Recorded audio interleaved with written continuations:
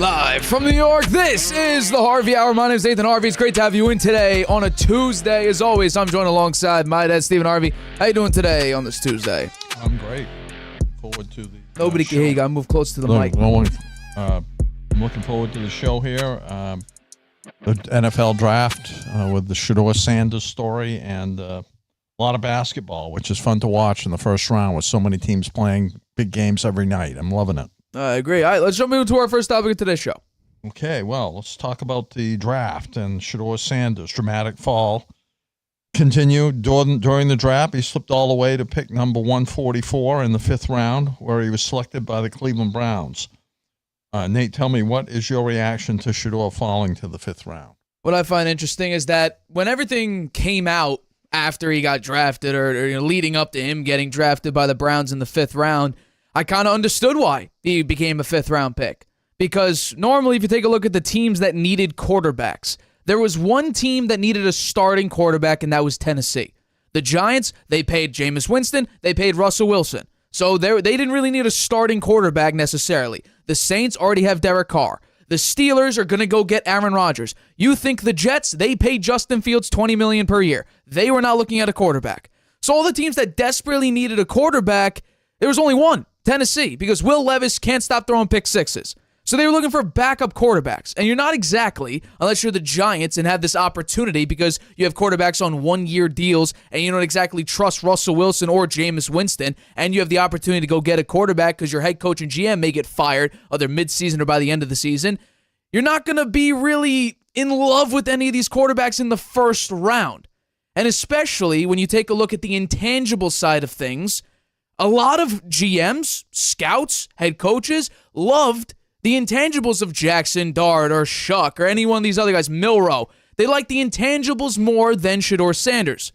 And what I also find interesting is that when you take a look at the off-the-field situation with some other former Browns quarterbacks like Johnny Manziel and also Baker Mayfield. It's like, well, what about them? They had some character issues, but they still got drafted in the first round. Hell, Baker Mayfield, he was drafted first overall.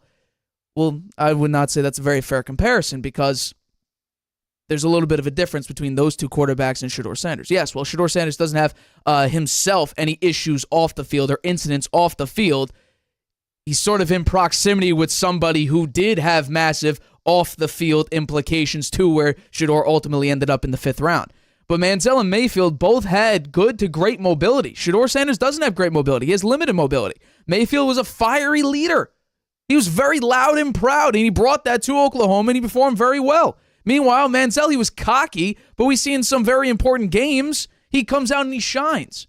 So, and also, we've seen some clips of post-game conferences, Shedeur Sanders criticizing offensive line, lack of running game.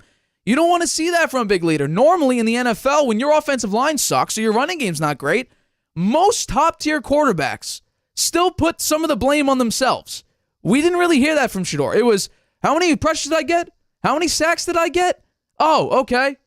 That's not exactly what a leader does. So I think it's a little bit of a different situation. And also, Mayfield didn't have a cannon of an arm. Johnny Manziel had mobility. He could roll out and throw deep bombs, but they still had pretty good arms. What if scouts criticize Shedeur for? Well, his deep ball is not great. It kind of drops off after 40 yards. His intermediate throws could be much better. You don't really want to hear that from a first-round pick. And let's talk about the off-the-field issues, right? Because that's one thing that Mayfield and both Johnny Manziel, they got ripped on. Mayfield had a public intoxication incident, but scouts overlooked that because of his success at a top-tier program and also his hyper-competitive nature, and also he had a better skill set if we want to compare the two. Johnny Manziel, he loved the nightlife, the partying, he had a drinking issue, but then going up against Nick Saban's defense at the time, which was considered the closest thing to an NFL defense in college, 77% completion percentage, 345 total yards, and 2 touchdowns. Scouts overlooked the off-the-field issues because his performances in big-time games, especially against Nick Saban at the time, the best college coach. You could probably argue probably the best college coach in college football history, at least modern college football history. What about Shedeur Sanders? And I want to preface what I sort of alluded to earlier. Yes, while he didn't have an incident like public intoxication or the nightlife or the party life and a drinking issue, his dad didn't exactly help him with, we've seen in the interviews previously. He was asked, And what about Cleveland? We're preying on the Giants right now. Shedeur Sanders, and I'm not going to completely just discount Shedeur Sanders, what he had to do, because reportedly he bombed interviews. And one of the teams that was first very interested in you, Brian Daboll and the New York Giants, reportedly you went into that interview after giving an assignment for an install, didn't do your homework, Brian Daboll called you out on it, and you didn't like being called out on it. That's not a great look. You can't go in, and Jonathan Jones of CBS said that you essentially sabotaged interviews for teams that you didn't want to go to. Newsflash, they choose you, you don't choose them. Humble yourself. Go into the interview and act like anybody else. Prove yourself to them. Don't come in there entitled saying, well, you know what?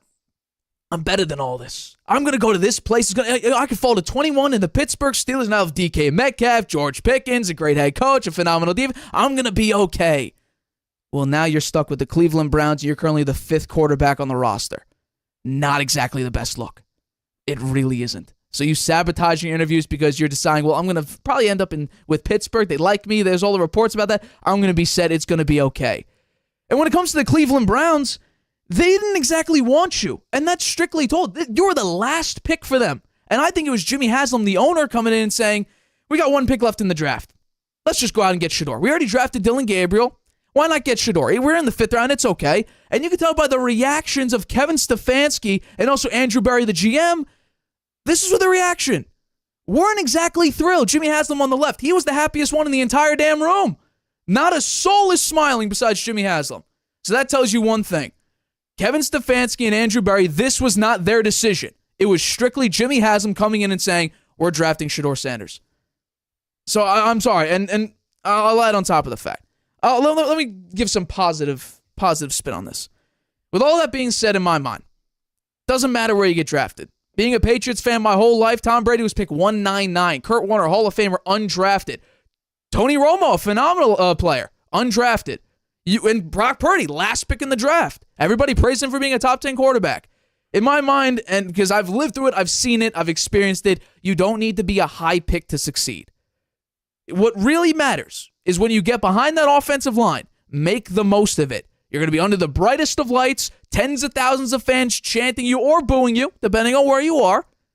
Make the most of your opportunity. I'm going to root for Shedeur Sanders, but his missteps cannot be, completely just pushed to the side. He has a lot of talent, but going into draft day, having your own brand, legendary everywhere, bombing interviews reportedly, sabotaging interviews, your dad basically excluding you from joining or being drafted by any other team, or at least the threat was there, and you not being a consensus first overall pick like Eli Manning, which everybody's going to talk about, and also John Elway, who might have been the greatest college quarterback prospect at the time. There's a little bit of a difference there. Cam Ward was a unanimous number 1 overall pick. There was no question about it. You had to prove to the other teams why you were worth their time. And in my opinion, you just did it. You bombed the interviews. You don't have the off-the-field issues, but all the intangibles. People love Jalen Miller's athleticism. People loved Tyler Shuck's arm. They loved Cam Ward. Cam Ward is a unanimous number 1 pick, so I shouldn't even mention him. That's a little bit unfair. Jackson Dart. Brian Daboll loved Jackson Dart. So all these quarterbacks have better intangibles than you. We can look at the stats and say, well, you did this, that, and the other thing. But stats don't tell the full story. That's at least what I've been told by everybody out there. And I can understand that. And this is a perfect example of it. The intangibles and the off-the-field stuff matter more to the GMs than you completing 71% of your throws for your college career. So that's my take on the Shedeur Sanders situation. Well, that's an interesting take, and you bring up some excellent points. I guess I have a little bit different twist on it. He was taken 144 by the Browns. Now have 5 quarterbacks. Watson was probably doesn't have a chance of playing next year because he re-injured his Achilles. Flacco, 40 years old. Pickett, poor second.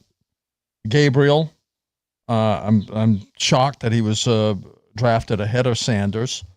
And he's number 5 on the depth chart, it looks like, for the time being. He's in Cleveland now. He went there today and posted an Instagram story walking into a local gym known as Brown's Fit in downtown Cleveland. He's not held a first official press conference with the franchise. However, he did participate in a conference call with local media after being drafted on Saturday. In 2 seasons at Colorado, he threw for 7,364 yards. had 64 touchdowns, a 71.8% completion percentage. He improved on that's the average for the 2 years. In his senior year, he improved on it. He threw for more than 4,000 yards, 37 TDs, 10 interceptions, a 74% completion percentage. The guy's got some great numbers here. His arrival garners a lot of national attention, given, as you mentioned, he's got a polarizing personality and his famous father. Those are two things that seem to work against him. Some may consider the extra attention a bad thing, but for the Browns, I would say it could be a positive because of their recent history and how they played, and this could add some. His presence there just inject some excitement into a season where what do you think? The Browns are going to win maybe 5 or 6 games? I have them winning 4 or less. 4 or less. So well, this is before Shedeur got drafted. Okay, so. It's not going to be a great winning season for the Browns, it looks like. According to the Stefanski, Sanders will have a chance to compete for the starting job throughout the offseason. All the quarterbacks are going to have a chance. It's going to be tough to get them all enough time to really decide who plays the best, I think, with all of those quarterbacks there, but we'll have to see. For now, he's focused on getting acclimated to his new home in Cleveland, with the rookie minicamp starting on May 9th, May 9th through 11th. So we'll be watching that closely. His tumble in the draft was a key story throughout the Thursday through Sunday. He was projected by many as number 2 quarterback in the draft behind Cam Ward, being drafted 144 and 50 spots behind Dylan Gabriel. The Browns' other quarterback, to me, was a surprise. The selection by the Browns is somewhat of a surprise, given that they have Flacco and Pickett and drafted Gabriel in the 3rd round. You look at Gabriel's stats, and he played 64 games in college. I mean, the guy was a career college player. 65.2% completion percentage, almost 19,000 yards, 155 TDs, 32 interceptions, 8.9 yards per attempt, yards per completion, 13.6. He had 33 rushing TDs, too, and 1,209 yards rushing. Those stats actually beat Sanders, but Sanders had 14 fewer games, and I already went through Sanders' stats, which I think are excellent as well. On the weakness side, I think Gabriel, he's an undersized frame. He lacks arm strength. This is a criticism of Shedeur Sanders as well, the arm strength issue. He lacks the speed to escape pro defenders when the play breaks down. And he was graded as a 5th-round pick, ranked number 8 behind Ward, Sanders, Milroe, Dart, Evers, Rourke, and McCord. In the 1st round, a camera caught Shedeur telling his father when the Browns traded down, they have Flacco. Which Dion said, Flacco's my age. But I like Joe Flacco, who is 40 to Sanders 57 years old. That's kind of the flavor of the kind of, talk and back of the scenes discussions that have some people worried with Deion Sanders looming in the wings. Last team to draft 2 quarterbacks was the Commanders. In 2012, they drafted RG3 and Kirk Cousins. Both had decent careers. So RG3, the injuries took him out early in his career, but Cousins has had a good career. The take, and I can't not mention this because I think there is a thread of truth to it. Stephen A. Smith's comments, this is a bad look for the NFL. It feels like a Colin Kaepernick level collusion. Owners look like they are colluding, messing up everything. He said, what has been done to Sanders will outshine everything else in the draft. And I think to an extent that did. They talked about Sanders all the time throughout the draft. We watched a lot of it. We'll never believe that this is about just talent evaluation again. This is a disgrace. You all think that this doesn't have anything to do with teams hating on Deion Sanders? In a different way, this is a Kaepernick all over again. And Kaepernick interestingly enough, Kaepernick sued the NFL owners over collusion, and the case was settled in 2019, so he did win a settlement. Before the draft, there were reports that Sanders' brashness during team interviews didn't sit well, and there was also the Dion factor, which you mentioned, who may make unwanted headlines and potential criticism of how a team handles his son. His slip is attributable to both flaws in his game, which you pointed out, and there are some flaws in his game. That's true. There's flaws in everybody's game. And the brash attitude he displayed in the pre-draft process, according to NFL. This came from NFL sources. He reportedly sandbagged interviews with teams who had proven starting quarterbacks, so he knew he didn't really want to go to, which I agree is a bad look. But it'll be interesting to see. I think he should get a good look. I think he should get a fair look, and I think I have a deep down feeling that he's going to perform well. Well, here's the difference. I completely disagree with Stephen A. Smith about the Colin Kaepernick got blackballed out of the NFL because he was kneeling for the national anthem. Mm-hmm. Shedeur Sanders just has a bad personality, came into interviews, and made GMs and head coaches not like him. That's completely different. When you just go into an interview saying, you got a starting quarterback. I don't know why I'm here. When Brian Daboll has a last-second meeting with you, and he gives you an install, and you don't do your homework, and then have an issue with the head coach calling you out on not doing your job, that's a bad personality trait. Yeah, that means you're entitled. I agree with that, but I'm not sure I put so much stock in Brian Daboll. I look at how he's handled quarterbacks. He gave Daniel Jones. He was a big advocate for Daniel Jones getting the big contract, and Daniel Jones was a bust after that.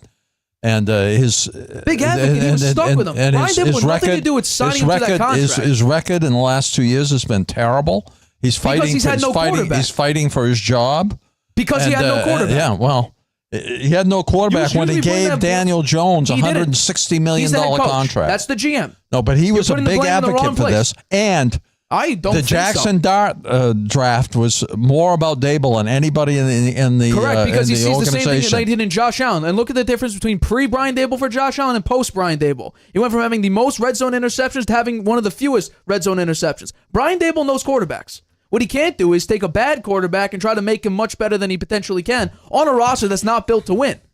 Because the Giants are still feeling the effects of David Gettleman, their previous GM. And Joe Schoen made a very bad misstep. And of course, it's the same thing. I'm shocked you're taking it from that standpoint. Because you ripped Jimmy Haslam for calling out a bad quarterback situation. But now you're calling out Brian Daboll for having a positive outlook on a bad quarterback. I'm shocked because Jimmy Haslam ripped Deshaun Watson, which is rightfully so.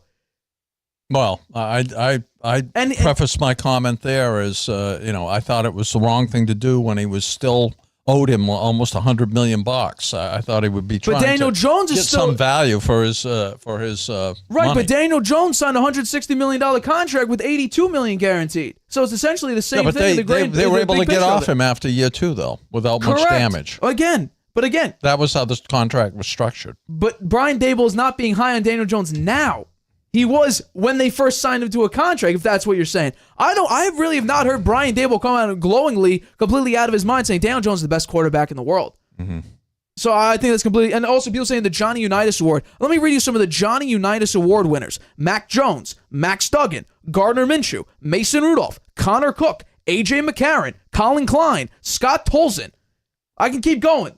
The Johnny Unitas Golden Arm Award means something for the good quarterbacks like Joe Burrow, Jaden Daniels. But it doesn't necessarily mean you're a good quarterback. In fact, the Gardner Minshew pick, Gardner Minshew put up you talk about the stats. Let's talk about the stats for 2 seconds. Because Gardner Minshew put up very similar numbers. I'm going to read it to you as soon as I can get it up. Because albeit, here we go. In 2019, Gardner Minshew threw for 4,700 yards, 38 touchdowns, 9 picks, over 70% completion percentage. What round did he go in? The 6th. Sam Howell, before the draft, was a first-round prospect. Mm-hmm. He plummeted in the draft. It's how you present yourself. That's all it is. It's an interview. Why would I go into any job and just bomb an interview just because I think that I'm above whatever position I'm currently at? No, I think it's more than just an interview. I think of course it's just, the NFL has spoken. The NFL has spoken. It clearly was mostly about the interview, because then you wouldn't have coaches. Well, I think that's a mistake. You wouldn't have assistant coaches coming out and saying this was the worst interview. At the end of the day, it's how you perform on the field. No, it clearly isn't. At the end of the day, Nate. You go out there and you win games for your team as quarterback. You don't make mistakes. You put up good numbers. You make the players around you better. It doesn't matter whether you filled out a questionnaire properly for a coach or you didn't do so well in an interview. It's how you perform on the field that matters. You look at the Sanders family. They have a father who was one of the best players in the NFL. He coached his son for 4 years. His son had excellent numbers. They're outstanding numbers. They're NFL-ready numbers that he put up. He has a swagger, and now he's going to play with a chip on his shoulder because he's going to say, "I'm going to prove you guys wrong." And I think that there's a lot to be said for that. A lot to be said for it. So if it really is about how you're on the field, Quinn Ewers was a perfect 1,000 recruit and played under Steve Sarkisian and made 2 college football playoffs. He went past Shedeur Sanders. Will Howard just won the national championship, had 73% completion percentage and 4,000 yards. Mm-hmm. Went after Shedeur Sanders. Colin McCord went after Shedeur Sanders, threw for 4,700 yards. Dylan Gabriel in college, 18,000 yards. Got drafted before Shedeur Sanders, but you don't think, and a lot of people thought, he's not above Shedeur Sanders level. So clearly, it's not about what you do on the field strictly. No, in that case, I'm not saying it's totally, but I think that's what you just said. That's a defining factor, though. You look at Tom Brady. Why did most drafted 199, right? It's what he did on the field. No, but once he got into the game and he started playing and he won those games, but you don't get drafted after you start an NFL game. He didn't make the mistakes, and he used his mental ability, which was above and beyond many others, for sure. He never was taken out of the game. He was there for his career. You're talking about his NFL and he was drafted play. 199. You're talking about his performance on an NFL field. He played well in college too. Then why was he a 6th round pick? Because of the other stuff. Yes, he performed well in college and was accurate. His intangibles. But the reason why, Nate, I'll give you the reason why. Sure. Number one, his coach was a disaster. He had him rotating in and out. That was a huge mistake. That hurt him. Now we thought of that it. Hurt him. At the time. And his physical attributes, his stats physically. A lot of the teams felt like he didn't have the physique or the frame to be an NFL quarterback. That turned out to be totally not true. Okay. Totally not true. Yeah, it turned out to be not true, but you look at it at the time, because you're talking about Tom Brady post-draft. I mean, you could say that Shedeur Sanders is a carbon copy of Tom Brady in a lot of ways. No, we're not saying in a lot of ways. Look at all the quarterbacks that went ahead of him. We'll see how it turns out. Again, you're all the quarterbacks that went ahead of Tom Brady. I think there were 6 quarterbacks that went ahead of him. They're all out of the NFL within 2 years, I think. And the ones that stuck around performed very poorly. He wound up being the best player to ever play in the NFL. We're not talking. So we'll see what happens. Shedeur Sanders and Tom Brady should not be spoken in the same breath because they are nowhere near the same. I'm talking about the fact that a lot of quarterbacks went ahead of them. Okay, we could say that about Brock Purdy. We could say that about That's true. Dak and look Prescott. at Brock He was Purdy. a 4th round pick. We could say that about a lot of quarterbacks in the league. All of a sudden, that doesn't mean, they're Tom Brady 2.0. No, not at all. There's a reason why 6 quarterbacks went pre-Tom Brady. And if you talk about those other attributes, Milroe's a better athlete. So if you talk about the other quarterbacks who have better attributes than Shedeur Sanders, then we shouldn't be surprised if Jackson Dart goes before him, then Jalen Milroe goes before him. And how about this? Will Howard has a better arm. Why didn't he go before Shedeur then, if we're talking about strictly the physique and the performance on the field? No. Teams are put off by the fact that you bombed interviews, you have an entitled personality. There's a reason why an assistant coach said it was the worst interview he's ever been in his life. And clearly, people ripped on this anonymous assistant coach. It is a clear thing. The draft has spoken. Our opinion now means next to nothing because the ownership, the coaches, the general managers have spoken. There are more coaches and GMs that believe more about what that assistant coach says than about what anyone's opinion is about what Shedeur should have been. Okay, well, we'll see in 2-3 years. Right now, he's the fight for a roster spot. That's the first. He has to fight for a roster spot. He's currently the 5th one on the depth chart. We'll see in 2 or 3 years whether who performed better, Dylan Gabriel or Shedeur Sanders. I have my prediction right now. Well, they both have to play. I believe it will be Shedeur Sanders. And you're doing that based off what? I'm doing it based on just my feel for what Shedeur Sanders can do out on the field. And his pedigree and where he came from, his own self-confidence, which I think is very important for a quarterback. There's self-confidence and arrogance. I agree with that. And he's shown maybe too much in the arrogance part and brashness part. He's got to learn from that. And hopefully he learned something from this, because it certainly the main reason he fell in the draft was because of that, not because of his talent. You had him going number 3. Right, because I believed in the reports that say that Shedeur Sanders and the Giants have, and I didn't know that he bombed the Giants interview. If I knew that, I wouldn't have him being drafted by the Giants. And originally, months ago, we were on the show. You can believe when I said it, that I thought Shedeur could fall to the Steelers at 21. You were like, "There's no way he's leaving the top 3." I didn't think there was. I thought he would go in the top 3 or 4. But hold on, I want to make this abundantly clear before people rip on me for the arrogance versus confidence trait. Look at when Shedeur and Cam Ward both practice at the same time. There's a video going out there that's viral. Just watch it. There's one that says, "I want to be known as a quarterback. I want to play football. My hobby is football." And there's one that's saying, "You want to make a rap video? You don't do anything else after football." That's exactly what I'm talking about. That's why Cam Ward probably went number 1. Sleeps, and breathes football. There's even questions about Trevor Lawrence before the draft because he said that football wasn't his number 1 love. Well, that thing affects... Shaquille O'Neal is a rapper. He's retired. Yeah, I know, but he was a rapper. There's a difference. Is Shedeur going to be the most dominant quarterback in the NFL? Shedeur Sanders? Is he going to be the most dominant quarterback in the NFL? Because Shaq was the most dominant center in NBA history. I don't know. Nobody knows. I was listening to Colin Cowherd. He says, you know what? Nobody knows what's going to happen. Of course nobody does. True. And that's true. These drafts, where people fall in the draft, you pointed out. The people who were starred in the NFL, made it the Hall of Fame, didn't even get drafted. Yep. Didn't even get drafted. Never got drafted. Brady was a 6th-round pick. He made the Hall of Fame. So... Tom Brady, 199, could be arguably the best player in NFL history. Brock Purdy, last player selected in the draft, waiting on what's going to be a very big contract for him. Been to the Super Bowl, had a big role in getting his team there. Played in 2 NFC Championship games. Went into a game with his elbow tendon torn, so he couldn't even throw the ball, and went out there and played. I don't know if you call that played. He said hike. Okay, well. Because he couldn't throw the ball. He was out on the field. He said hike. Yeah. That's fair. Okay, let's move on to our next topic here. Now we're getting into the basketball, which has been great so far. I've really been enjoying it. So after the controversial no call at the end of Game 4, and that was bad, I must say. I have a few things to say about that. The series shifts back to New York for the Knicks Pistons for Game 5, with the Knicks holding a 3-1 series lead. What do you think, Nate? Will the Knicks seal the deal tonight, or do the Pistons still have a chance? I think just, for me and for operating this show, I hope they lose so we could have a closer, conversation on Thursday's game, because we have something planned for Friday's show. But I think if we're talking about just strictly playing, and if we're talking about who's going to win the series and win tonight, my guess would be the New York Knicks.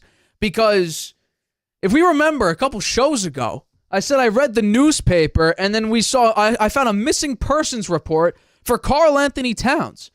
And me being a little bit narcissistic, maybe, I'm going to say he saw this post on Instagram, because it did go a little bit viral, on TikTok, because it did go a little bit viral. I'm going to toot my own horn a little bit. And then, let's quick update. There was one that posted today, and he's been found. He's thriving, actually, because he has 58 points in these last 2 games combined on 60% shooting from 3. Karl Anthony Towns is back, and he's thriving. And there's also something interesting about the New York Knicks. They don't need all 5 starters to be crazy dominant in order for them to win. They just need Karl Anthony Towns. That's all they need. They need Jalen Brunson to just be normal. He doesn't need to score 40 like he did last year in the last postseason in order for them to have a shot, and then have Dante DiVincenzo hit a couple late threes in order for them to win. They don't need that anymore. They need just a consistent Jalen Brunson, and they need Karl Anthony Towns just to be out there taking shots. And by the way, not taking a shot in the fourth quarter, that's not great. Karl Anthony Towns out here dropping threes. He went 5 of 7 from 3 in Game 4 and was lights out late in the game. The fall-away 3 on the baseline, insane. He had a step-back 3 from basically the logo with like a minute and a half remaining. It was ridiculous. Mikal Bridges also, he had a terrible shooting night. A terrible one. But some of his 2 clutch shots were halfway through the fourth quarter with 2 fall-away 3s.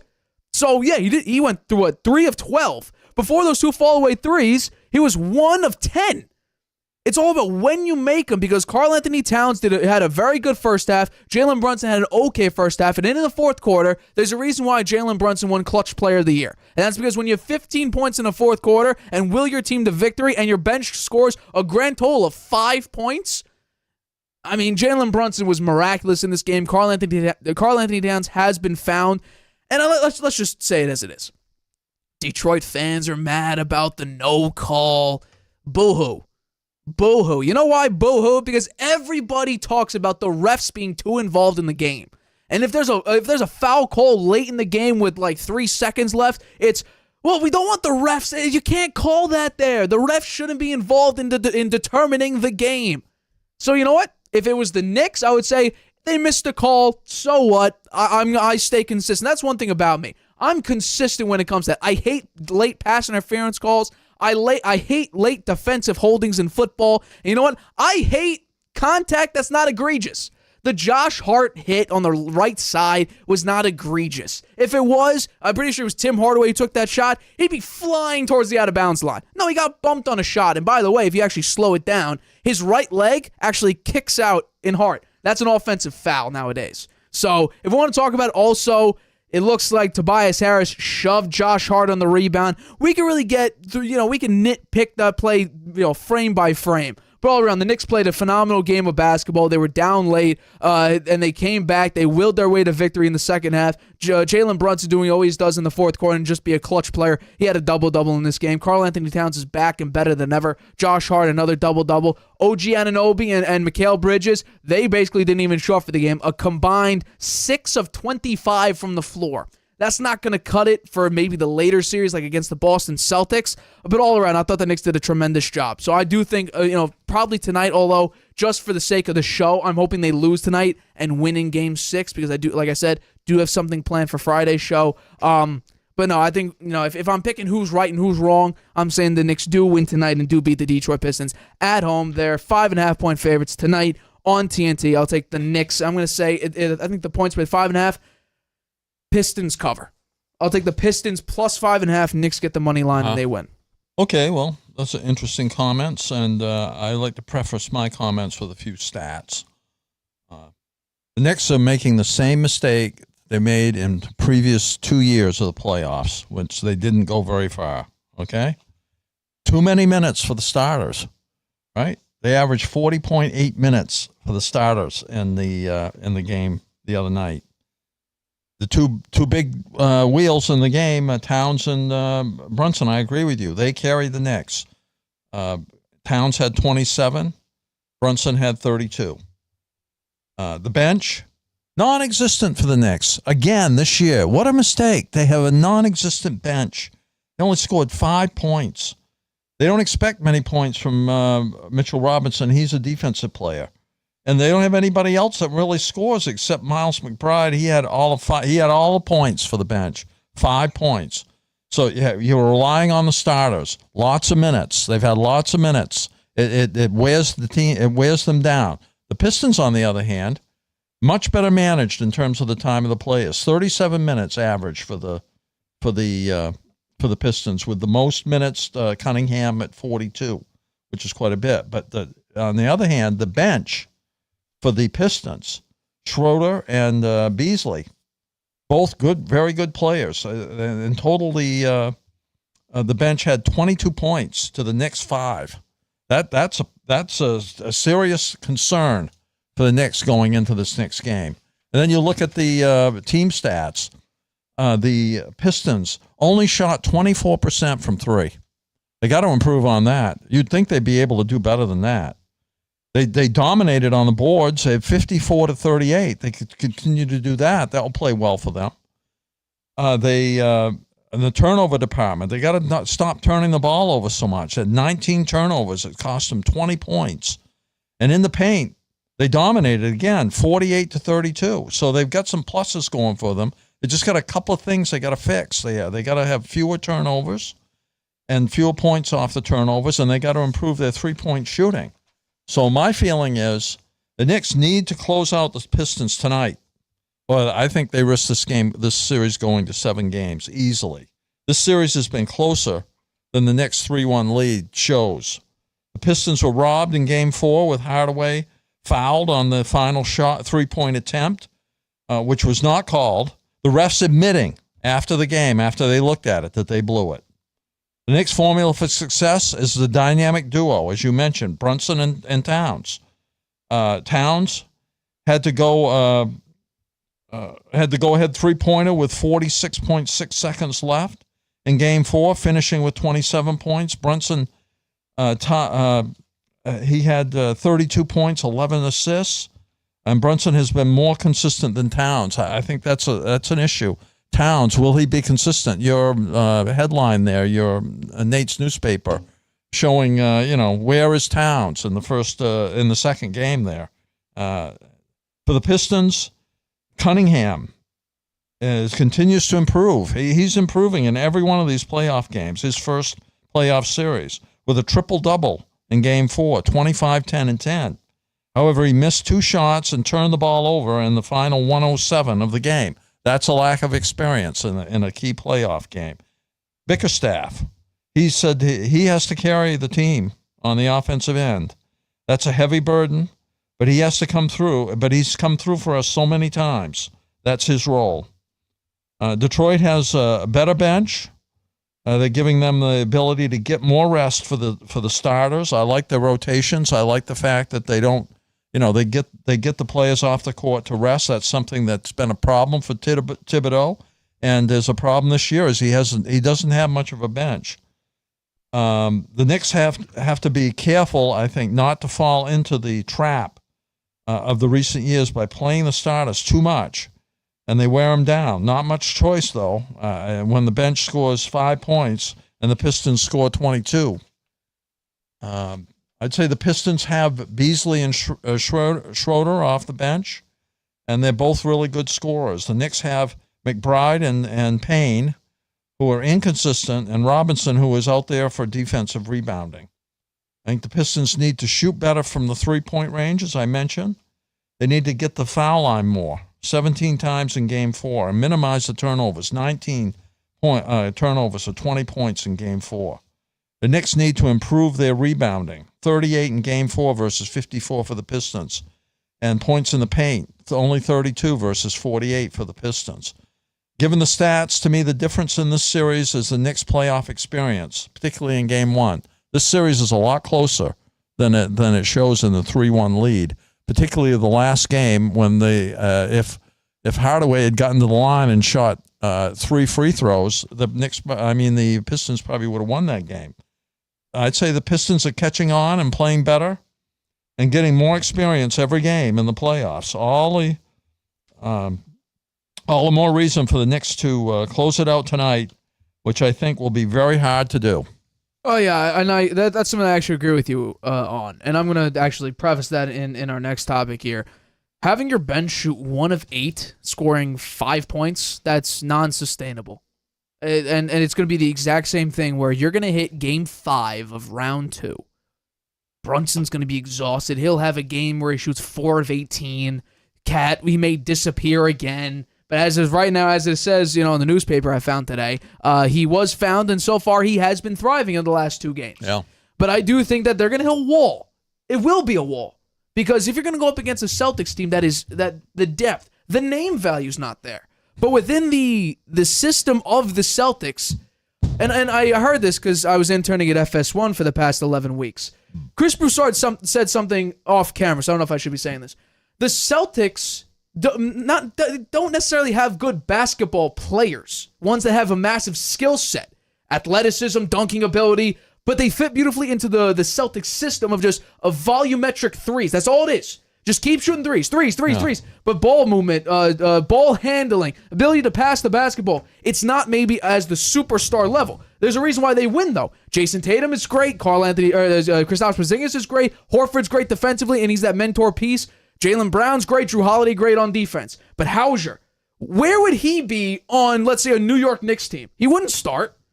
Well, they'd be lucky to have him off the bench, given their bench. Right, but here's the thing. Would he be the sixth man? I still think Deuce McBride would be the sixth man. I'd say look at the bench. The Knicks wind up winning this year. They're going to play the Celtics. Yes. So you look at the Celtics. Look at the Celtics bench. The Celtics bench is so much stronger than the Knicks. Peyton Pritchard, sixth man of the year. Sam Hauser, Luke Cornett. Like, for instance, if your bench scores 5 points, Celtics Al Horford. Well, that depends on who's starting, but... Yeah, Al Horford is off the bench. Well, yeah, that's true. Right? Look at their bench. Their bench is excellent. I completely agree. They're probably the deepest bench in the league. They have great rotations, too. They have it's probably going to be the Knicks, but I think they got to win tonight. They really do have to win tonight, because if they don't, I think that the Pistons get more confidence as they go along. They have a very good coach, Bickerstaff. I like the way he has his bench set up and the way he rotates the players in and out. They get rest. And, the Knicks they've come back almost. They come back in every game. They've been behind in every game. I believe so, yeah. Yeah. So it's going to be fun to watch. We'll be watching that game tonight. I'll just say this before we go to the next topic. If the Knicks score 5 bench points, they're losing by 35 in whatever game that is. Because you can't score 5 bench points unless you have 3 guys in 30-plus points. Which, I've yet to see that. Show me a game where the Knicks somehow pull it off with 0 bench and somehow 3 guys on the starting lineup drop 30 points. The other thing I'd say about the Knicks, Bridges has been disappointing. He has not played that well. He came up big in this game. He had 2 fall-away threes. But he had 3 for 12? 3 for 12. He's a starter. He was 1 for 10. Well, you have no bench. You got to do better than that. Completely agree with you there. Okay. Next time before we go Moving on to the Nuggets. Return home for Game 5 after Aaron Gordon's game-winning slam tied the series at 2 apiece. Who do you think takes control of the series tonight, Nate? Clippers or Nuggets? I'm going to have to say Clippers because I have Clippers in 6, but I actually do believe it because it took an Aaron Gordon slam dunk with 0.1 seconds left as it goes through the net in order for them to win. It also took Jokic going 30 points, 20 rebounds, and 8 assists for them to win. It also took probably Jokic's best playoff game, a 30-20 double-double, and him absolutely, and this is a phenomenal offensive performance. Zubac has caused serious problems and has disrupted Nikola Jokic and has played very physical with Jokic. Jokic probably played his best game against the Los Angeles Clippers maybe in his life. He was pirouetting around guys, up and unders, going spin around, step through. He had a tremendous game in this one. Absolutely incredible. He minimized his turnovers, which was his big thing, I think, a couple games ago. I was stunned. Although I shouldn't be, because Jokic probably deserves to win MVP, but I was just stunned with the amount of performance because we just saw the Clippers absolutely beat the crap out of the Denver Nuggets, and they bounced back with this kind of a victory. So full props to them. They took Game 3's devastating loss, and they turned it around and came up big. Massively. But I do think there are some caveats because if you take a look at the Los Angeles Clippers, Norman Powell seems to be back and in full swing. He had 22 points in this game. Kawhi Leonard, again, another great performance, 24 points, 9 rebounds. Zubac, another very good game, consistent game. He had 19 points, 12 rebounds. James Harden, he's doing what he normally does. 15 points, 11 assists, getting that nice double-double. But the key factor of Game 3 and of some of the other previous games is Nicholas Batum. He went 1 of 6 in this game. He didn't put up the great minutes he did off the bench as he did in prior games for this series. And I think all around, Jamal Murray had an off game, but who stepped it up? The guy who couldn't hit the side of a bar in the last few games in Michael Porter Jr. He went 4 of 7 from 3. That was a massive X factor in the Nuggets win. And also Aaron Gordon playing very well. He had 14 points. Christian Brown also contributing massively for the starting lineup. But it's just the exact same thing I just said about the New York Knicks. 4 bench points. 4 total bench points. It's non-sustainable. It really isn't. The Clippers had 16. They had 4 times your bench points. So let's just say, for all intents and purposes, Kawhi Leonard hits one more three. James Harden puts up 18 points instead of 15. And your bench scores a measly 4 points. There's no way you're winning the game. So, yeah, the Nuggets won on a buzzer beater slam dunk. Very cool. I think that's the first time it's happened in playoff history. Very cool feat. And I'm glad it happened. Because what are the Clippers going to do now? They're going to come out in Denver and absolutely dominate. That's why, as you look at the lower third down here, they're favored by 1.5 on the road. I do not fear the Denver Nuggets because I'm not sure how many 36, 21, and 8 games Jokic has left in these playoffs. Because he's looked exhausted. Late in the game, he looks exhausted because Zubats is absolutely dominating him physically. And I think right now that has been the most entertaining matchup. Zubats and also Nikola Jokic. Those two, and also Dylan Brooks, Jimmy Butler, like we just saw in the previous game. That's another phenomenal matchup to watch. But this series for me, and now I'm starting to hear it more, but I thought initially when I saw game 1 of the series, I'm like, this is going to be a phenomenal series to watch. And absolutely it has been. Except for one game. One game. Well, for me, because I picked the Clippers now. But I think overall, I think this is the best series so far we've seen in round 1. Okay. And by the way, the ratings say so. This is the best ratings they've had in several years. Yeah. So, okay, props to the NBA. I have quite a bit to say about this, but I want to focus on one thing first. You talk about the bench and the fact that if they score 4 points tonight off the bench, that they can't win. Not sustainable.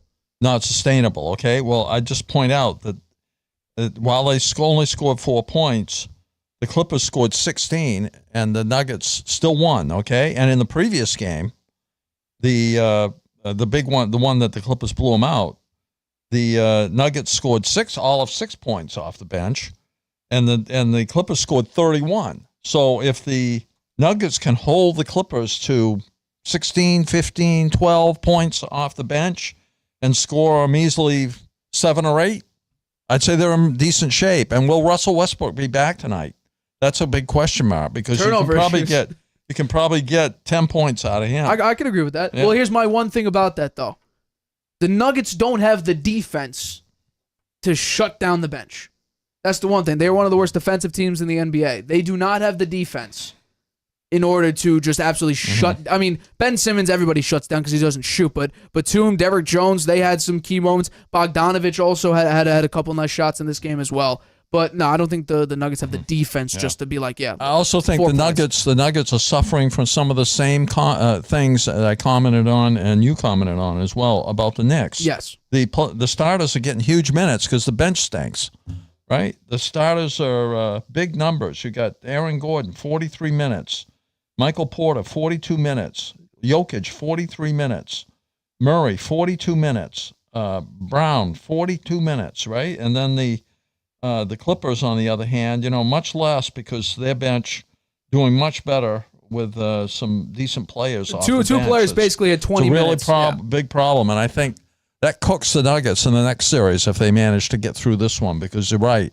Jokic looks tired, and he's the main reason. Without him, they would be losing by 35, 40 points a game. A couple comments on the game where Gordon had the dunk. His comment was, nice pass. I thought that was pretty good. And Jokic's comment, when he took afterwards, he said that when I took the shot, he said, this is going to be bad. So it worked out well for them, and it was very exciting. And I think that based on that game, I've made a couple of my really important comments. I think the bench scoring here, while the Clippers smoked the Nuggets bench again, they did it by much less. Instead of 31, they only got 16. That was the difference. And I thought if the Nuggets can keep it together in terms of having enough energy to get through this game, having to play, they're all going to have to play over 40 minutes again for sure. Unless Russell Westbrook is back. If he comes back, it could make a difference.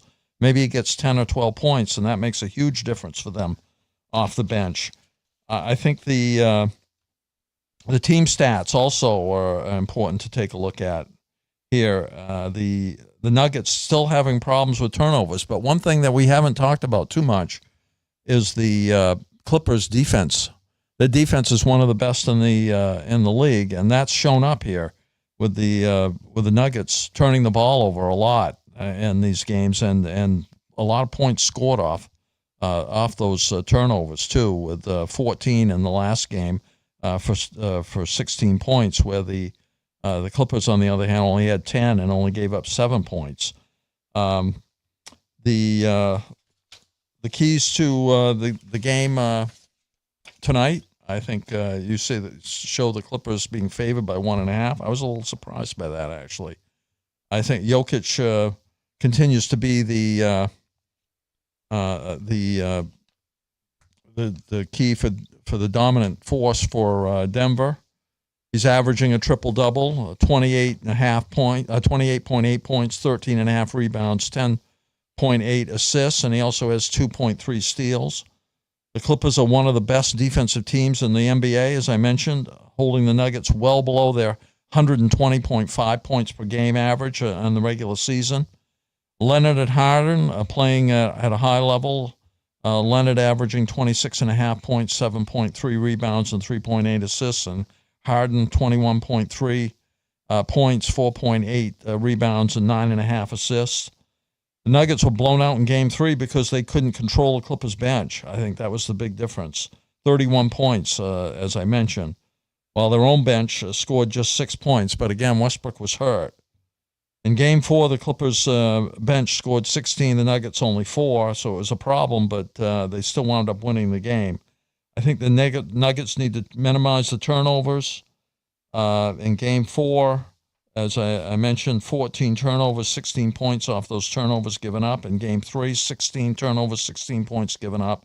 The Clippers much better, 10 turnovers, 7 points given up in Game 4 and Game 3, 11 turnovers, only 9 points given up. I think a big question mark here, and maybe a factor in this game, is will Russell Westbrook play? That's crazy. I think that's a big factor. Russell Westbrook is an X factor. Yeah, an X factor. I mean, his play is like so frustrating. He does something great, and then he does something horrible. Yeah. I mean, he's 17 years player now, so he's getting up there in age, and he was released by the Clippers. That should give him the motivation. He hurt himself before Game 3, and he couldn't play in the Clippers Stadium, which was a big disappointment because it would have been fun to see if he could get his revenge. But tonight is a chance for that, and I hope he can play, and I think that could be the difference. I do find it fascinating, and I completely agree with you. Russell Westbrook, while his play is very frustrating, and you were very right to say that 17 years in the league, his energy level, I think, has remained consistent. He's like a 22-year-old out there running around, but his decision making and yes. some of his shooting leaves a lot to be desired. But he's their best player off the bench. They've got to get him in there. They've got to get him playing, and they'll get 10 or 12 points out of him. That make a big difference tonight, particularly if the game goes a lot like it did in Game 4. Russell Westbrook is questionable for this game tonight. Well, I'm sure they don't want to say too much about it, right? It's a strategy. I don't think that's legal. Okay, we're taking a break. We're taking a break. Coming up, though, massive. The Golden State Warriors. They're about to upset a 2 seed and then ultimately face the Oklahoma City Thunder if they do win the series against the Rockets. They just went up 3-1 in Jimmy Butler's return game. We're going to talk about that, as well as is tonight's game with the Bucks actually surprisingly up 51-49 currently at the start of the third quarter. Is it Giannis' time to say goodbye to Milwaukee? We'll talk about that right after this break. Using Wi-Fi without NordVPN could mean sharing your private stuff with more people than you think. Stay safe on public Wi-Fi. Get NordVPN's special offer and encrypt your internet connection. NordVPN. Online security starts with a click. Whether you're just discovering your voice or taking your show to the next level, you know what the world needs to hear. All you have to do is say it. With Spotify, set up your podcast. Your food podcast. Your mindfulness podcast. Your never thought you'd get this far podcast. And watch those sparks fly. I put a picture of the comment. Drop the episode anywhere people listen. And find out who they're cooking with. Where they're finding inner balance. And why they love your show. You're already a creator. Now you can create, connect, and get paid for your passion with one single free tool. Spotify for podcasters. Talk where the world listens.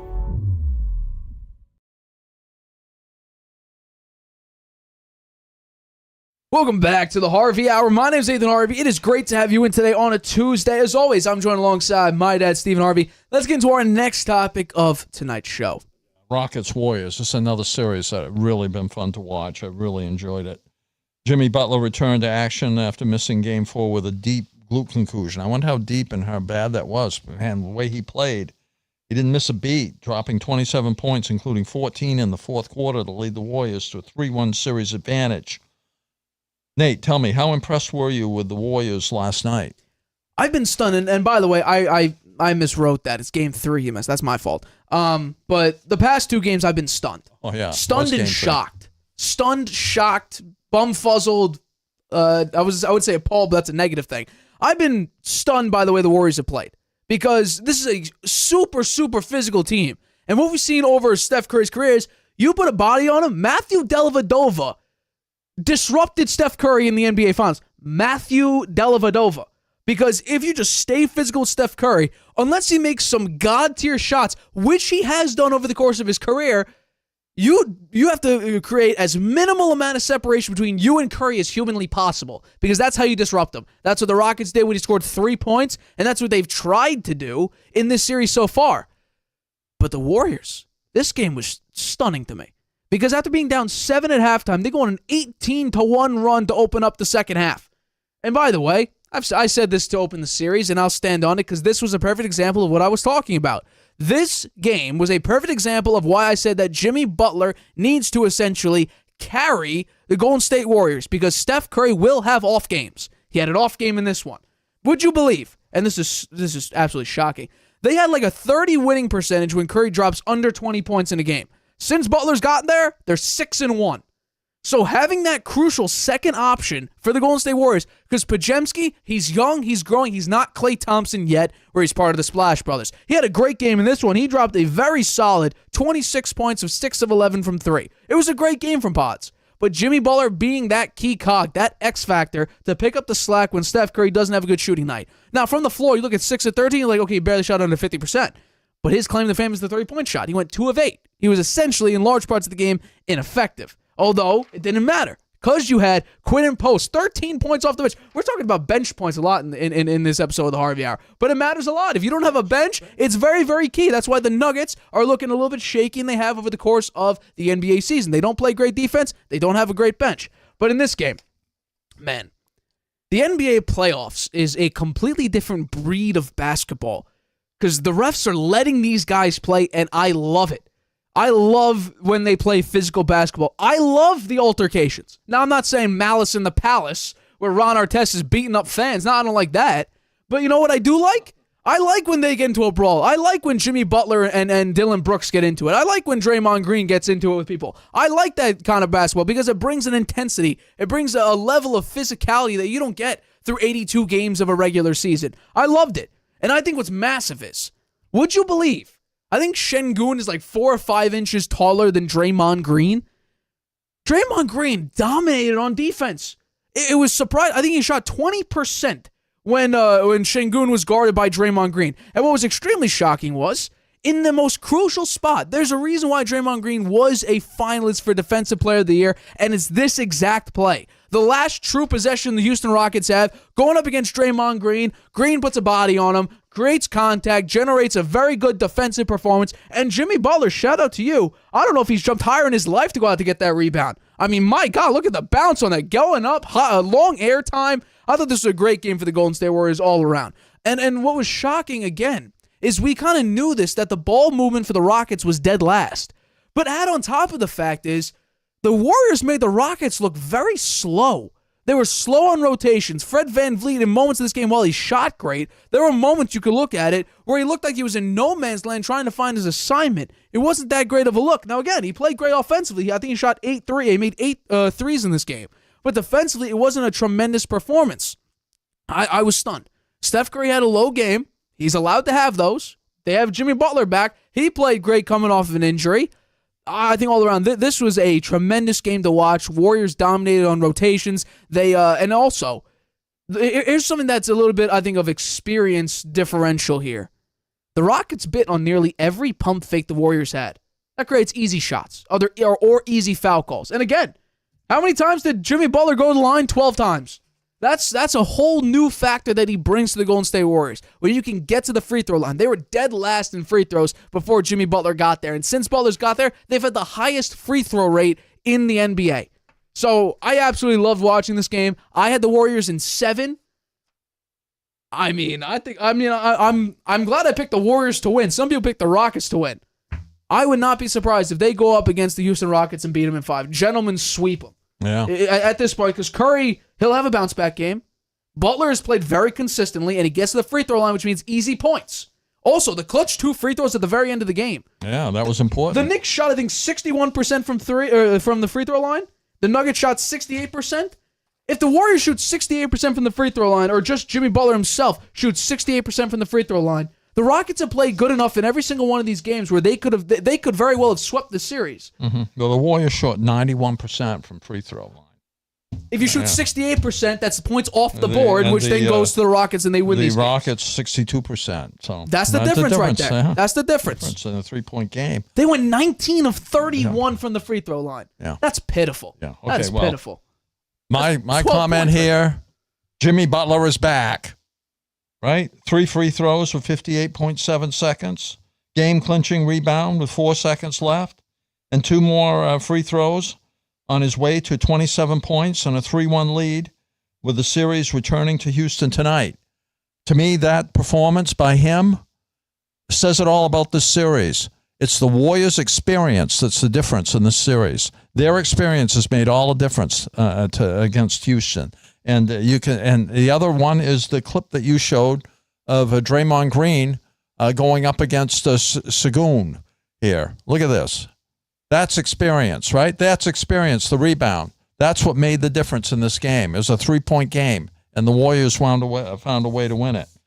The other experienced player for the Rockets, Van Fleet, who has won an NBA championship when he was with Toronto, missed the tying 3-pointer at the buzzer.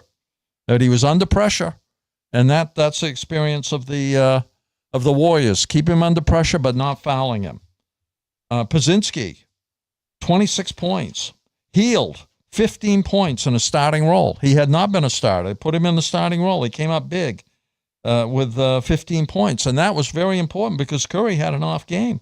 17 points, 3 rebounds, 3 assists, 1 steal, 4 turnovers, right? And I think that part of that, Nate, is what you said. When they put the big body on Curry and you put a lot of pressure on him, it affects his game. And that's what happened. And the Houston has an excellent defensive team. And Udoka's, that's his part of his calling card, is ability to get his team to play great defense. Sagoon scored with 40 seconds left to make it a 1-point game, finishing with 31-10. Not bad. Very good game. Van Vliet tied the game with a 3-pointer at 120 and had 25 points.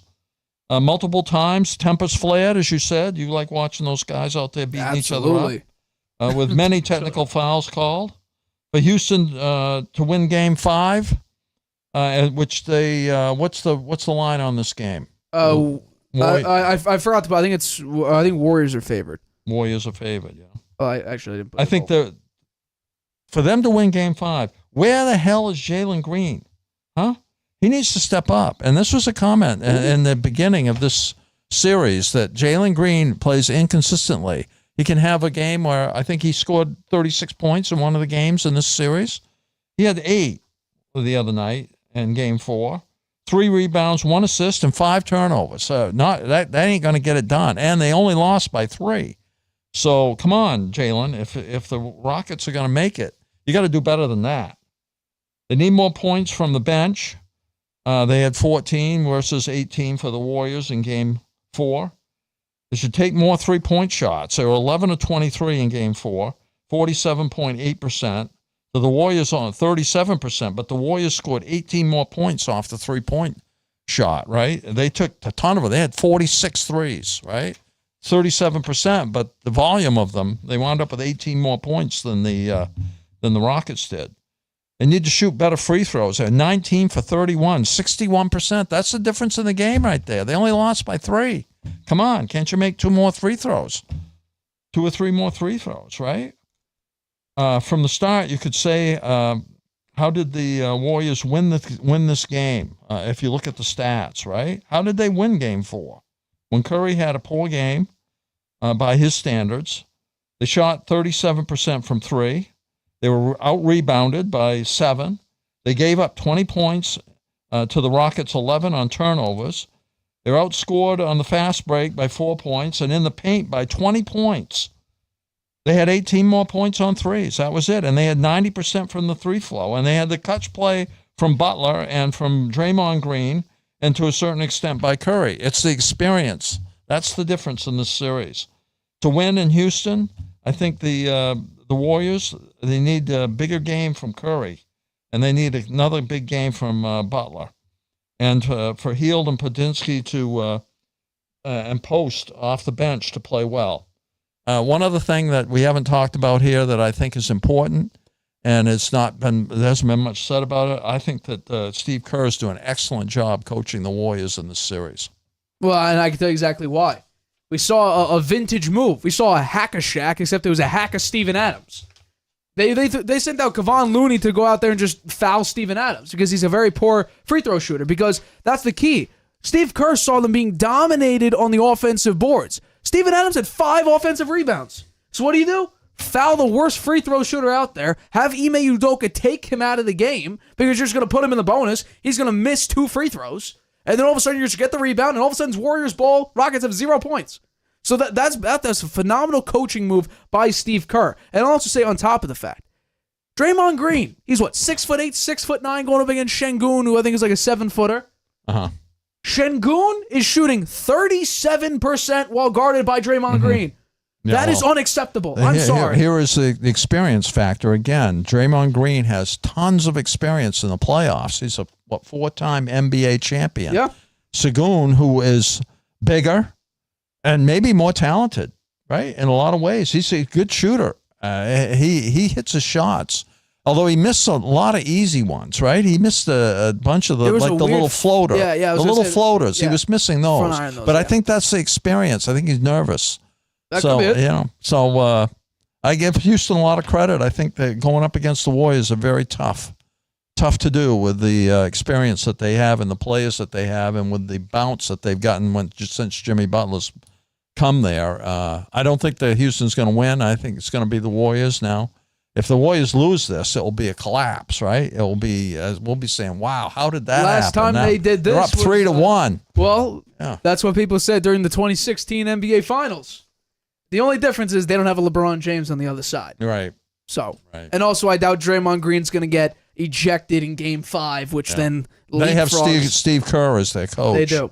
And I think that's a big factor. I mean, this was a back and forth. 11 lead changes. 10 times this game was tied. You're on the edge of your seat. This is a great series, too. Yeah. But the big names are not it. Like, for me, Clippers-Nuggets is the #1 series so far. Because you got the Thunder, who blew out the Memphis Grizzlies. You got the Cavs, who just led by like 122-point differential. That was just an embarrassment. That was an embarrassment. I'm sure some Heat fans saying disband the franchise at that point, because that was just bad. At a home court, too, you get blown out. You score some of the fewest amount of points in the first half we've ever seen in playoff history. This is also a phenomenal series.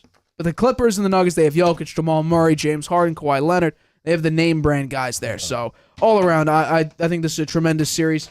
I would take Warriors. I'm not sure in 5. I still have the Warriors winning, obviously, though. Okay, let's move on to our last topic here, a game that is in progress right now. The Bucks and the Pacers are playing right now, with the Bucks leading by 1 point. And with 7 minutes to go in the third quarter, it's looking like the Indiana could be on the verge of a gentleman's sweep, but we'll see whether the Bucks can hang on and win the game. So, given all of this, and it looks like the Bucks are not going to make it in this series, do you think this should be Giannis's last season in Milwaukee? Yes, 100%. It needs to be. That's the thing. Should it be? Yes. Does it need to be? Also, yes, it is time for Giannis to move on from Milwaukee. I know Milwaukee is like, no, Giannis loves Milwaukee. No, I'm sorry. If Giannis cares about who he is as a player, not about his loyalty, which I'll actually get into in a couple minutes here, I do think, I don't know if he'll do it instantly, but I do think by the beginning of the next NBA season, we will see Giannis Antetokounmpo in a brand new jersey. I think he has to do it. I'm not sure, and well, I'm sure we'll debate that, but I do think we'll see him in a different jersey. The Bucks haven't really done anything since their 2021 title run. Since then, they've won one singular playoff series, and they are currently, as it currently stands, 6:21 left. The game is now tied. So they very well, if this game goes the Pacers' way, they will now have 3 straight one-and-done series. First round, you're done. 3 straight. That's you can't have that. The Knicks, the Celtics, the Cavs, and the Indiana Pacers have now passed the former champion Milwaukee Bucks. And the Pacers. When's the last time the Pacers were at the premier level of the NBA? I'm not saying they're bad, but you're not putting them in a conversation with a former champion. The Pacers have not been in real, contention, true contention for years at this point. And at some point, I think even Milwaukee fans need to admit that this team isn't going anywhere, whether you have Giannis or not. And I think right now, as it currently stands, another reason why I say that is the roster has deteriorated and there is no future as it currently stands. That is the worst thing about it. The roster that won in 2021, Damian Lillard wasn't even on it, but you brought him in. He was okay in the regular season. He ended up with a blood clot that I guess quickly healed itself. It was a very interesting situation. I don't know if it's a misdiagnosis, but Wemby, once he got blood clots, he was out for the year. That was instantaneous. Damian Lillard was out indefinitely, and all of a sudden he comes back from it after being on blood thinners, but he didn't put up great numbers. He averaged 7 points in the playoffs, shooting 18% from 3. Dame's one of the best 3-point shooters in NBA history, so obviously it's not great. And then he ends up tearing his Achilles. So that was just really, really unfortunate. Brook Lopez is 37 years old. Drew Holiday is currently on the Boston Celtics and already won a ring. Again, by the way, his second ring. And also Chris Middleton, he's on the Washington Wizards. You brought in Kyle Kuzma, he's done really nothing for you. Nothing of impact, I should say. Talk about the future. They don't have a single first-round pick until 2031. We're in 2025. There is no future. This is I think the 9th oldest team in the NBA. Giannis is still in the peak of his prime. He's a perennial MVP candidate, and rightfully so. But there is no future. You don't have a lot of pieces. You're also in salary cap hell. So you need to get some value, and you'll get a massive amount of value for Giannis Antetokounmpo 100%. I think coaching has been poor. You've had 5 coaches in 3 years. You fired Mike Budenholzer, then you had a plethora of coaches during that weird interim period. Then you ended up with Adrian Griffin, but then fired him after 44 games, and then brought in Doc Rivers, who hasn't done really much. So I think that all around, the Bucks are just in there. It's an entire situation. It's an ugly situation. And Giannis, in his last 11 playoff games, minus that one game he got hurt and played like 6 minutes, he's averaging 34, rounded up, 35 points a game, 15 boards on 6 assists. I mean, he's definitely not the problem. There's no regression of him. It's just his surrounding cast has not lived up to the level of Giannis Antetokounmpo. It's as simple as that. The roster's not good enough to win. So what about the options here? Spurs with Victor Wembanyama, they have a couple pieces they can move. Apparently, the Brooklyn Nets have the best odds to go acquire Giannis. Apparently, we never have to count the Lakers out from anything. They just made a superstar move. Why not? I know it's ridiculous. The Knicks could be a potential option. There was always rumors and reports surrounding Giannis and the Knicks. And then why not the Rockets? Just throwing out some of the best teams out there. Why not the Rockets? Because obviously, Giannis, he's going to continue to be an extremely dominant player. And I think that he's going to go to a team where he obviously wants to win. And I think that his effort, the amount that he puts into it, his effort out there on the court, his energy level, the stats he puts up, his performance, I think he'd like to be paid off in the end by hoisting a Larry O'Brien trophy. And if you don't believe me, right? Because again, just some guy on YouTube, we have a talk show. If you don't believe me, direct quote from the man himself, Giannis. Quote, if there's a better situation to win the Larry O'Brien, I have to take that better situation. That was on the 48 Minutes podcast. Well, maybe he was just talking to friends, whatever. What about another quote? New York Times, quote, I don't want to be 20 years on the same team and don't win another championship. Sometimes it is true. The grass is greener on the other side. Because Milwaukee, it's going nowhere. There's definitely better opportunities.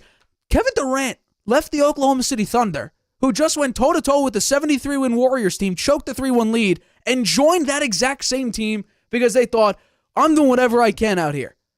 They are just one step above us. I'm going to go join them.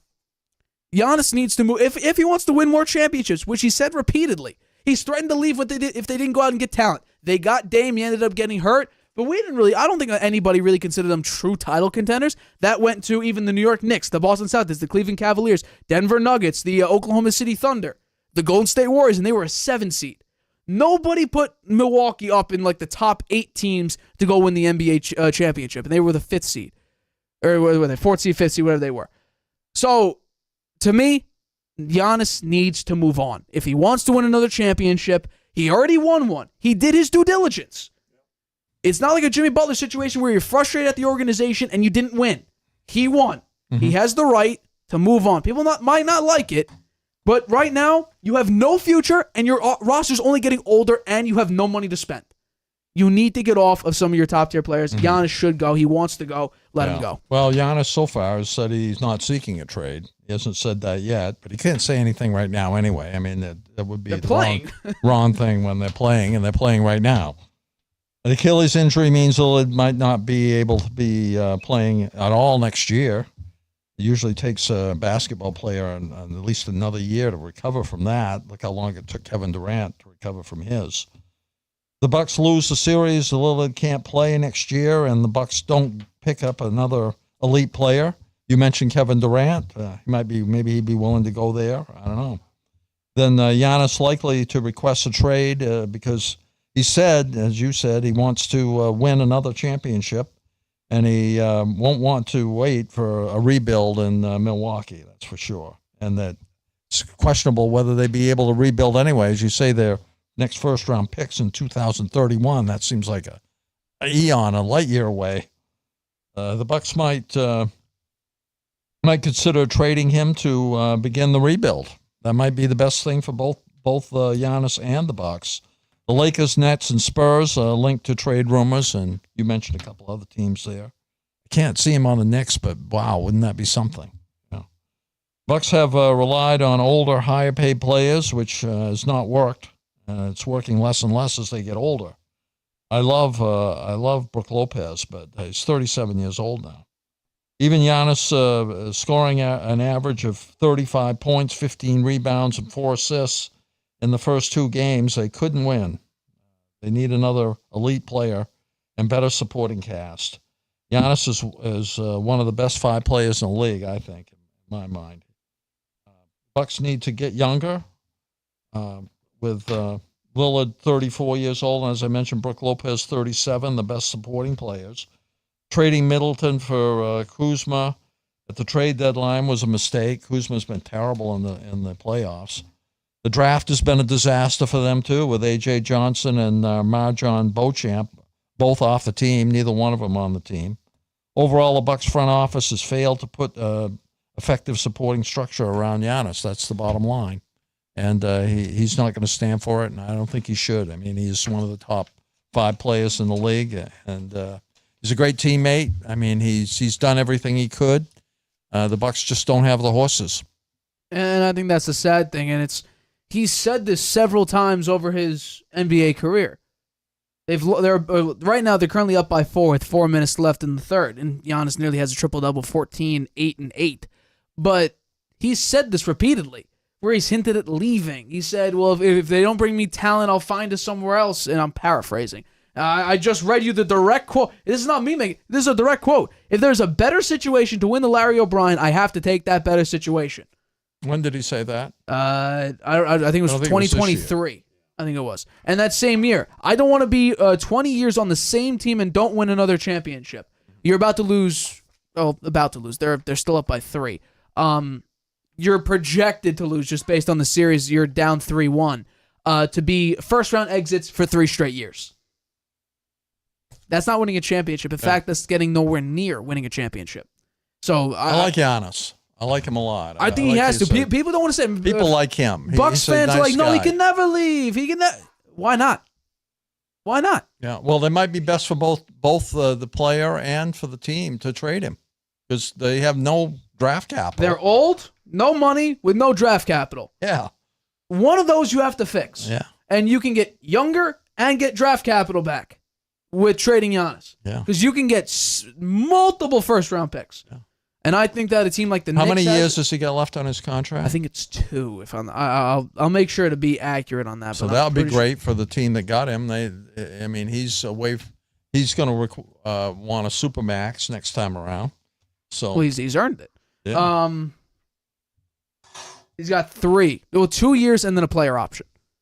3 years, 175 was his contract. I say. So there you go. Giannis should want to go. I think he has to go. I'm predicting that starting next NBA season, we'll see Giannis in a different uniform. Now, again, I wouldn't count out the Lakers. They somehow make a bunch of moves. They need the size, as we're seeing in this series against the Timberwolves. Spurs and Wemby, they have some assets that they can move 100%. The Knicks have the picks to move, although they'll probably want a player. That's actually, no. For the Milwaukee Bucks, you want picks. I think that's what you primarily want. Yeah, I don't know. You want some picks and some players. I agree with you're a lottery team without Giannis, 1,000%. But that's where you want to be now. Because you don't have the talent to all of a sudden go from Giannis to like another star player and all of a sudden surpass your barrier now, which is the first round. Because Giannis just made the finals for MVP, if I'm not mistaken. He's averaging the last 11 games, like I said, minus that one game where against the Heat where he got injured. 35, 15, and 6. Not bad. First round exits probably the last 3 years. Yeah. So one player can't do it. They have to have LeBron. You can't win with one player. You could be successful. LeBron led the Cavs to that finals in 2018 against the Golden State Warriors and got swept. But LeBron did take them there. Yeah. You cannot win or be extremely successful consistently. That's the point, is to win. Right. And Giannis right now hasn't been doing much winning. No. All right, that does wrap up today's show, and just a score update for you because I know you want to know. Red Sox up 7-0 over the Blue Jays. Yay. Devers had a home run. All right. And just quick before we go, and we're watching, Bucks scores 71-69, 2:44 left. I'm going to go watch that game right now. It's going to be a good game. And also, Celtics play tonight, 8:30 on NBA TV. The Knicks are currently playing down by 6 minutes left in the first quarter. And then the Los Angeles Clippers play tonight. We have some great series going on tonight. I love the first round of the playoffs. Yeah, I think it's the games every night, multiple games. Yeah. I'm exhausted. Friday's show, we got a couple special guests coming on for Friday's show to talk about NBA. Bringing Nick on to talk Giants draft, so stay tuned for that. But for this episode of the Harvey Hour, my name is Nathan Harvey. That's my dad, Stephen Harvey. We have been your hosts of the Harvey Hour. Catch us Friday, 6:30 p.m. Eastern, right here on YouTube. Right, Grandpa. Using Wi-Fi without NordVPN could mean sharing your private stuff with more people than you think. Stay safe on public Wi-Fi. Get NordVPN's special offer and encrypt your internet connection. NordVPN